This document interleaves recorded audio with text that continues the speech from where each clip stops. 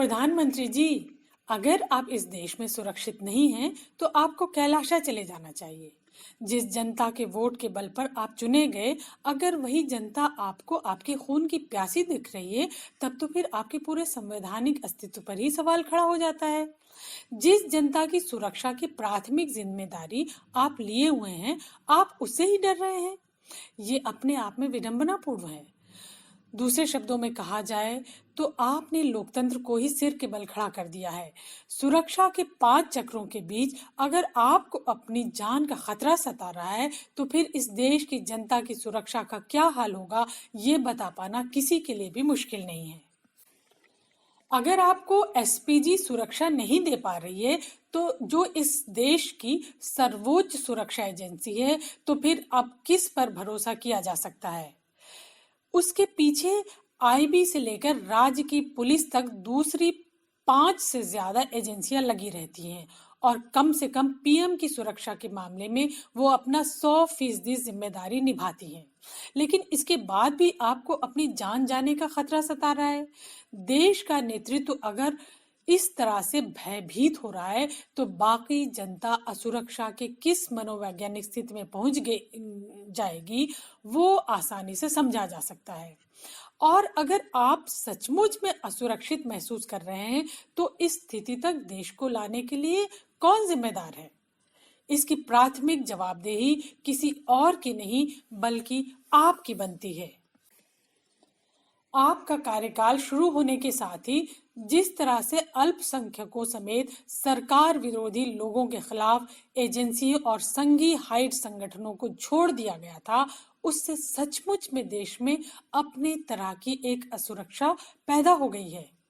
राह चलते लिंचिंग की घटनाओं ने केवल अल्पसंख्यकों को ही नहीं, बल्कि आम नागरिकों को भी असुरक्षा के घेरे में डाल दिया था। पता नहीं किस बात पर किसी के खिलाफ कोई भीड़ उतर जाए और उसकी हत्या कर दे।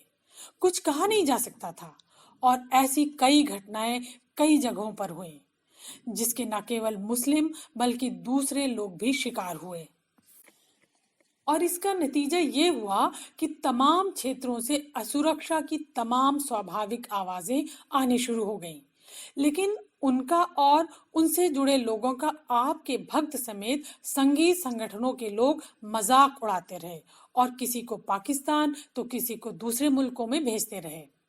और इस कड़ी में आपने देश को वहां ले जाकर खड़ा कर दिया है, जहां 20,000 से ज्यादा ऊंचे तबके के लोगों ने पलायन कर दूसरे देशों की राह पकड़ ली है। इसमें आपके सबसे विश्वसनीय और दाहिने हाथ समझे जाने वाले अंबानी तक शामिल है, जिन्होंने इंग्लैंड में अपना स्थायी आवास बना लिया है। वो एंटीलिया जैसे अपने बहुमंजिला महल में सुरक्षित महसूस नहीं कर पा रहे हैं। बावजूद इसके किसी ने अभी तक आपको कैलाशा में बसने की सलाह नहीं दी है। आपने इन हरकतों से न केवल पंजाब को बदनाम किया, बल्कि एसपीजी की पूरी साख को ही दांव पर लगा दिया। और उससे भी ऊपर दुनिया में इस बात का संज्ञान लिया जा रहा है कि भारत का प्रधानमंत्री खुद अपने देश में ही सुरक्षित नहीं है। ऐसे में तमाम देश भारत के बारे में क्या सोच रहे होंगे, ये आपसे ज्यादा भला कौन समझ सकता है। लेकिन ना तो आपको अपने देश से लेना देना है, और ना ही उसकी साख से। आपको तो सिर्फ अपनी कुर्सी से प्यार है। अपने पूरे कार्यकाल के दौरान आपने देश की तमाम लोकतांत्रिक संस्थाओं को दो कौड़े का बना दिया। न उनकी साख रही, और न ही वो अब अपने अस्तित्व को बचाने में सफल हैं। दरअसल किसी के महामानव बनने की पहली शर्त ही यही होती है कि वह न केवल दूसरे लोगों बल्कि संस्थाओं तक को बौना कर दे, और फिर उसकी कब्र पर ही इस तरह कोई भीम का शख्स खड़ा हो सकता है, जिस तरह से देश में आपकी जिंदगी के लिए आपके समर्थकों और तमाम संवैधानिक पदों पर बैठे लोग यज्ञ, होम और न जाने कितने किस्म के कर्मकांड और आयोजन कर रहे हैं। दरअसल ये आपको महामानव बनाने का ही प्रायोजन है। पहली बात तो भटिंडा और फिरोजपुर के बीच जो कुछ भी हुआ, वो सब आपकी एसपीजी के फैसलों के तहत हुआ।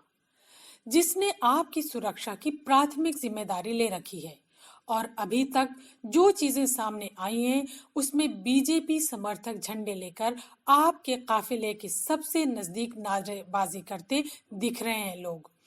अगर किसी से आपकी जान को खतरा हो सकता था तो वो उन्हीं लोगों से, ना कि जो 2 किलोमीटर दूर बैठे किसान थे उनसे आपको खतरा था, जिन्होंने पिछले 1 साल से देश में शांतिपूर्वक आंदोलन चलाने की ऐतिहासिक मिसाल भी कायम की है। और ये बात हर सोचने समझने वाला शख्स बखूबी जानता है कि एसपीजी की सुरक्षा के घेरे में और करोड़ों रुपए की बुलेट प्रूफ गाड़ी में बैठे आपको किसी भी तरह का अपनी जान का कोई खतरा नहीं था।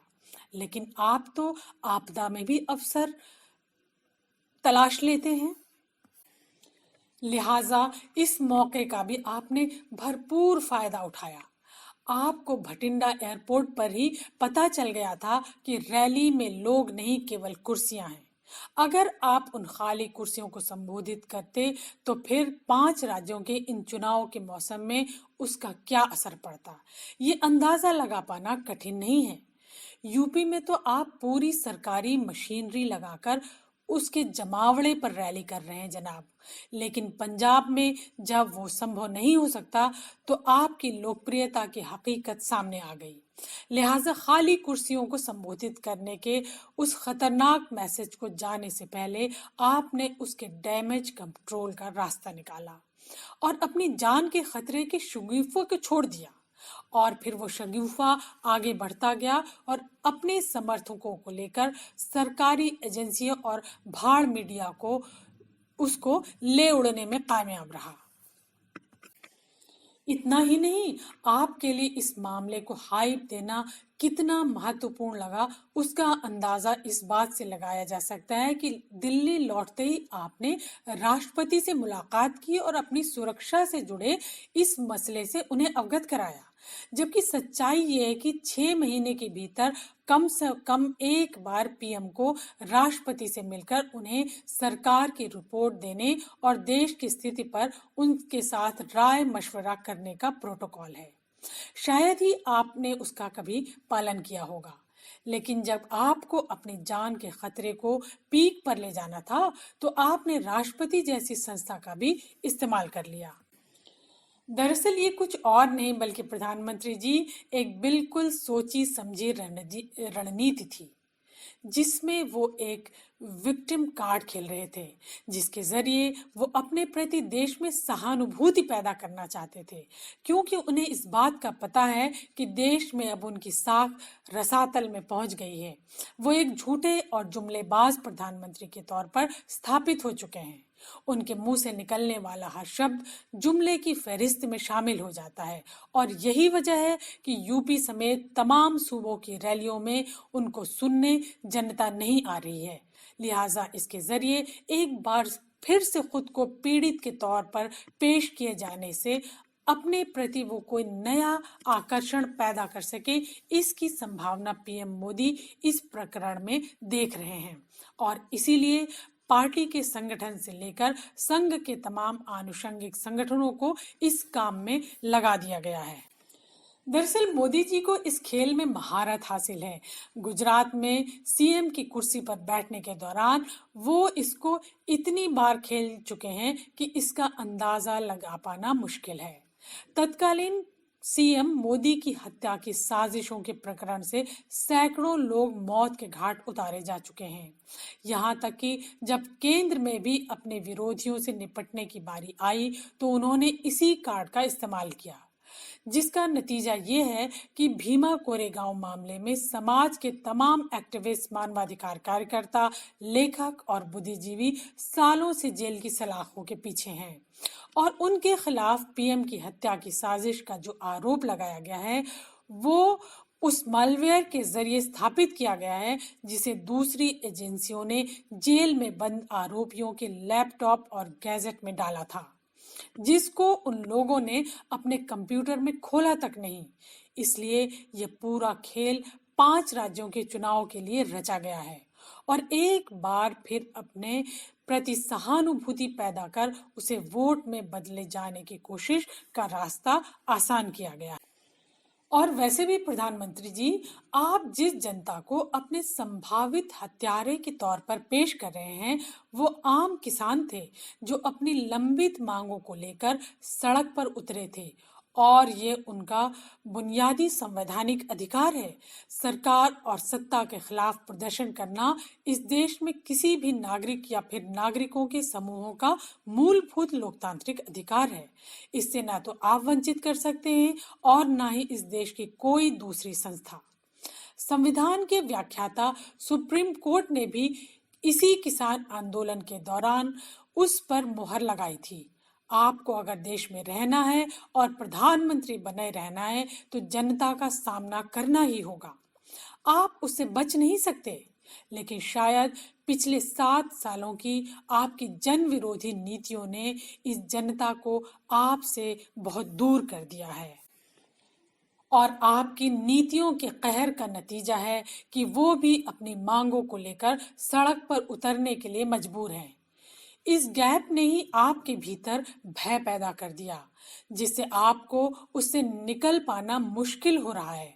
ऐसे में सबसे बड़ा सवाल ये उठता है कि अगर किसी देश का शासक खुद भयभीत हो गया हो तो वो जनता को क्या सुरक्षा दे पाएगा।